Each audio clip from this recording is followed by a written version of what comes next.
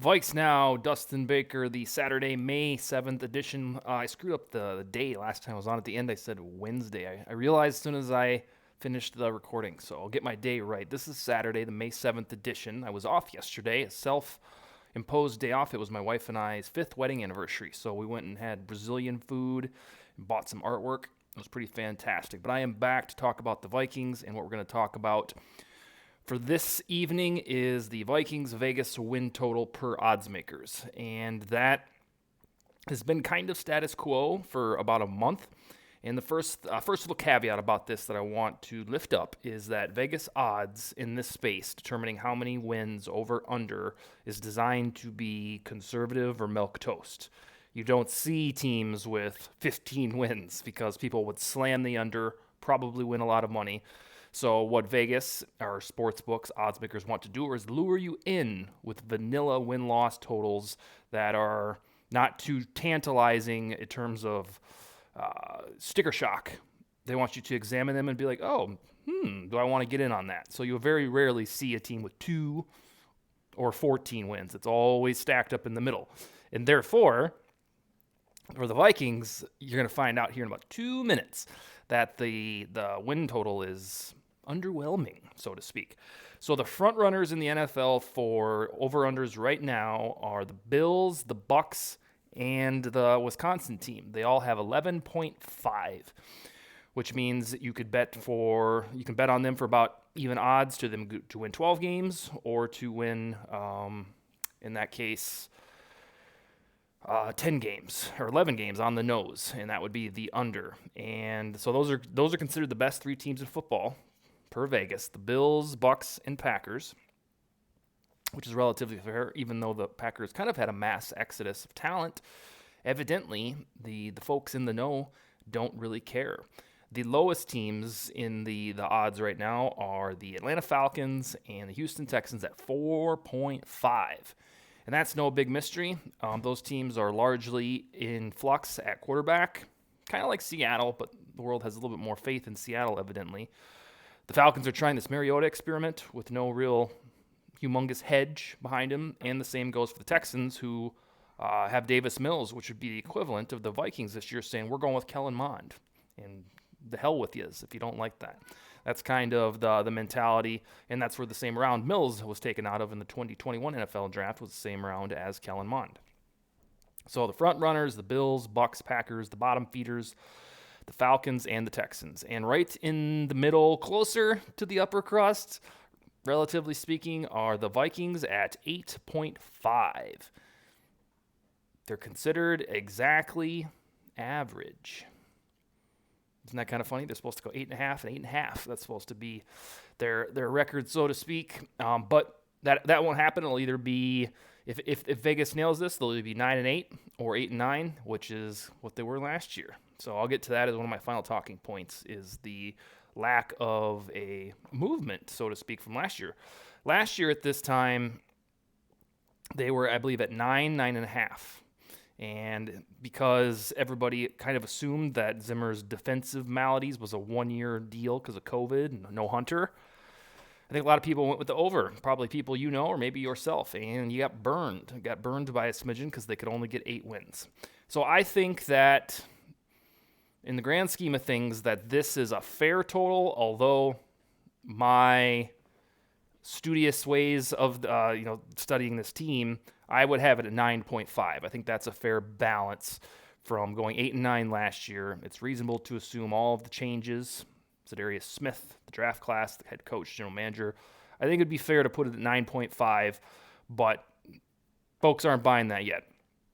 And there is one reason, and one reason only, why this bad boy is at 8.5, might hover to 9 before the season starts, and it's Kirk Daniel Cousins. That is the reason that this line is a completely in the middle one, because that is how the sports body politic perceives Cousins, is exactly average, in the middle. They always joke that he's an 8-8 quarterback, although he's never been a part of a team that's 8-8 as the starting quarterback. Been close, but never 8-8. So it's kind of funny when he gets that label slammed on him. But yes, as a quarterback record, 59-59-2, boom, even Steven, just like Eli Manning.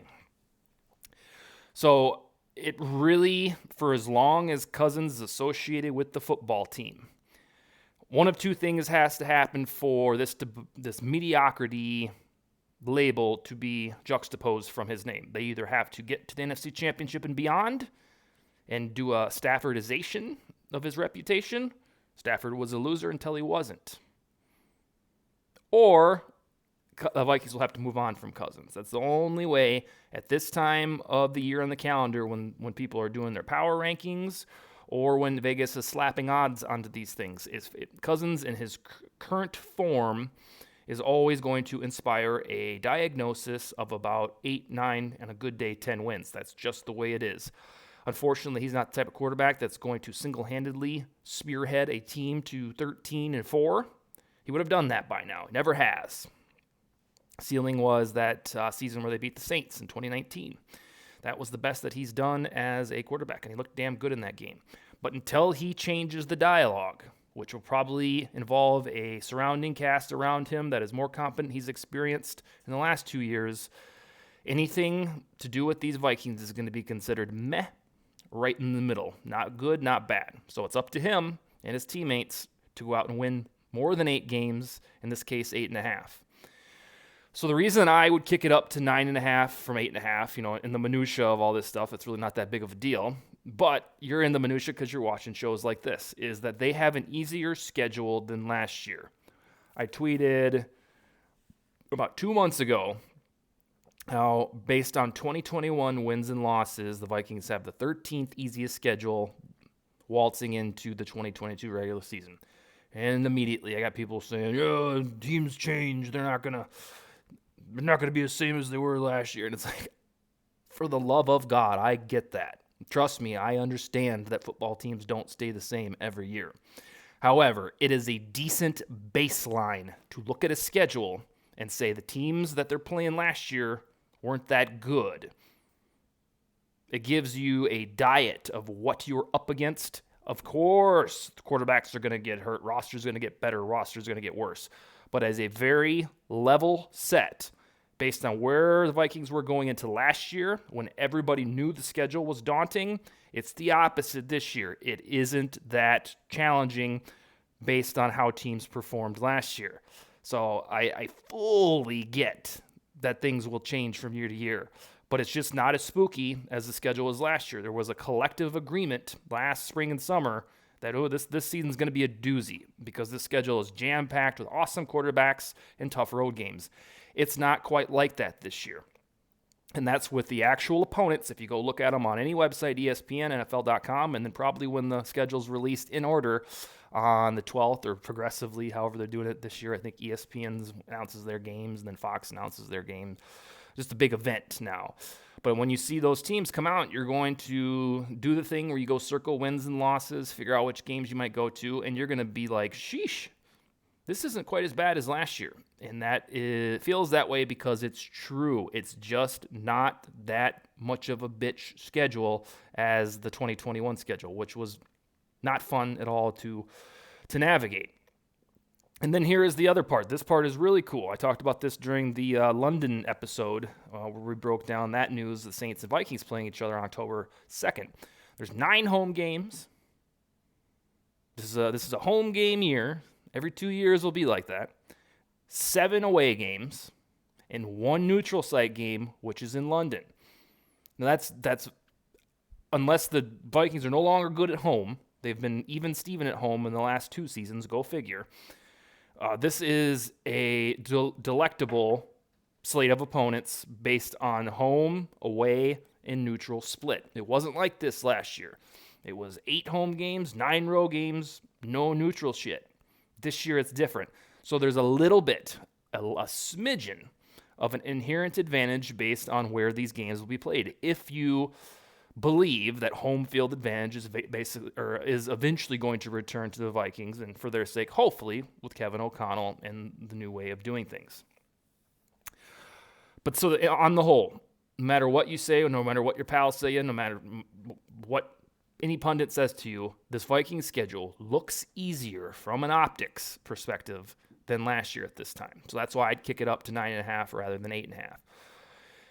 And As I try to, I guess, defend myself as to why I think this team will be better in 2022 than 2021, I also thought this way last year. So my takes are never infallible. I thought they would be a lot better last year than they were, and there was one big reason for it. I earnestly believed that the Zimmer defense falling on its face during the pandemic season in 2020, I thought that was a one-season outlier. I thought he lost to Neil Hunter. He lost Anthony Barr. Eric Kendricks missed the most important part of the season down the stretch when they could have reached the postseason in 2020. And that was the reason that it had to be the reason that Zimmer all of a sudden wasn't very good at his craft of coaching a defensive football team. 2021 wasn't much better. There were certainly times where the Vikings defense did a decent job, but in the moments that mattered the most, the 2021 Minnesota Vikings, not good. Final 2 minutes of pass, final 4 minutes of pass, whatever metric you like more, they collapsed over and over and over. And the whole enterprise is banking on that not happening again. So I have this mindset that last year, even though there was stretches of bland offensive performance, particularly the play calling, the defense, if it gets better, if it gets back to average, or God forbid, gets better than average, then I think that merits a winning football team because the offensive pieces are already there. And hell, the defensive personnel is there too. They just need the coaching staff to give them some oomph, which Zimmer had run out of. It got stale. If you really think about this, sometimes this happens. You know how much time in the offseason, especially right before Cousins was extended, we spend complaining about Cousins or digesting whether or not he's the right guy for the future.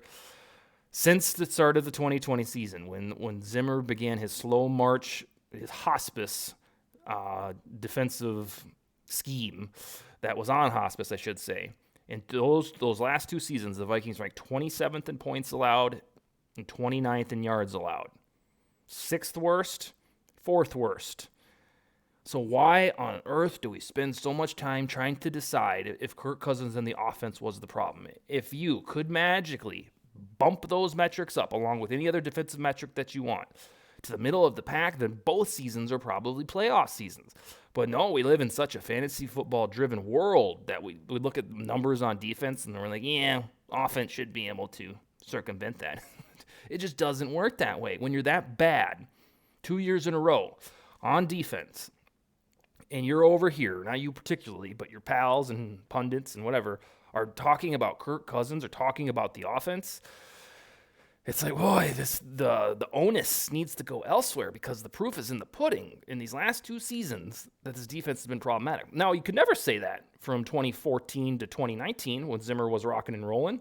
The onus was on Cousins in 2018. In 2019, they actually won a playoff game. But the last two seasons were a defensive funeral for the Vikings that lasted 33 games.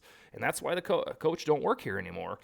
Ultimately, is because the defense first coach couldn't coach a good defense anymore, at least when it mattered. So sometimes I stop and smell the roses and I realize, why do we sit here and complain about the quarterback or this offense so much when the defense has been putrid when it mattered in the last two seasons? Let's see here. I think the biggest takeaway on the Vegas prognosis of 8.5 wins is that with all of the moves that have been done since January, the hiring of Kwesi Adofo-Mensah as the new boss, his hire of Kevin O'Connell, retaining Cousins, bringing on Zadarius Smith, bringing back Patrick Peterson, signing Harrison Phillips, Jordan Hicks, drafting Lewis Cine, Andrew Booth, Ed Ingram, and Brian Asamoah, all of that is only good for half game. That's what the world thinks. Vikings won 8 games last year. Now the masses, the better masses, Bettor, the gambling world, thinks they're going to be 8-5, not an 8-win team. And that, excuse me, that's pretty telling that you certainly think that they're going to be better because you want them to be better. Same with me. But the court of public opinion, same Vikings to them. Just got a new coach. Didn't do much to shake things up. So the burden of proof is on the purple team, is on the new purple coach to show that, hey, we're a half game or a lot better than a half game better than what you guys think we are. Let's see. Winding down. If I would have had this show last year, I'm going to give the same speech, and it's going to pertain to Kirk Cousins right now as the one that I gave in writings last year. I think the Vikings banked on 2020 as being a weird season where it had to be because Zimmer's defense no longer worked. I think they gave him a do-over in 2021, and in most respects, it was the same thing over and over again. 2 years in a row, I should say, where got close to the playoffs, dangled in front of it, just good enough not to have a sweet-ass draft pick. And I think that with that leash that they gave Zimmer, one more season to go out and see if you can bring this defense back to life and get to the postseason. Now, Zimmer's gone, but I think Cousins is on that exact same leash where he's been around for 4 seasons now in Minneapolis. I think a 5th season of 8-9 or playoffs-less football, season where they don't make the playoffs for the 3rd year in a row, I think he's gone. That's not a big hot take. A lot of people wanted him gone this time. But I think this would do it. If they have a new head coach, offense first, his buddy from the Washington Commander days, if these two can't gel and get to the playoffs, and we are talking about Vikings in the same ilk next January, close but no cigar, I don't care if he has a no-trade clause or not. I think they'll find some team to take him. And then they'll move on and go draft somebody from the allegedly marvelous 2023 draft class. So the same speech and mentality that I had about Zimmer going into 2021, a prove-it year, a tell-all year, I think the same exists for Cousins in 2022. It's got to be better than the last 2 years or you're going elsewhere. Firmly believe that. Let's see. I think that's what I got on the Vegas win totals. This isn't supposed to give you a big inspirational pep talk to go bet the over. Who knows? It wasn't supposed to be that way. If I gambled, I would. I think they're better than an 8.5 win team. But it all really comes down to how quickly Kevin O'Connell settles into his job. Right now we have a honeymoon, a pristine version of how he will coach, and pristine for the most part idea of how the draft went for Adolfo Mensa and his mindset. But let's face it, both these guys could suck. And we just don't know it right now. We're too blinded. I don't think that'll happen, but it certainly could. And in that case, then we'd be only about less than a year away from real fundamental change where you had roster upheaval. But that's kind of a rambling take. Save it for a different show. Hope you enjoyed the Saturday edition. I'll be back on Sunday the 8th to talk about another Vikings topic and Skol, baby.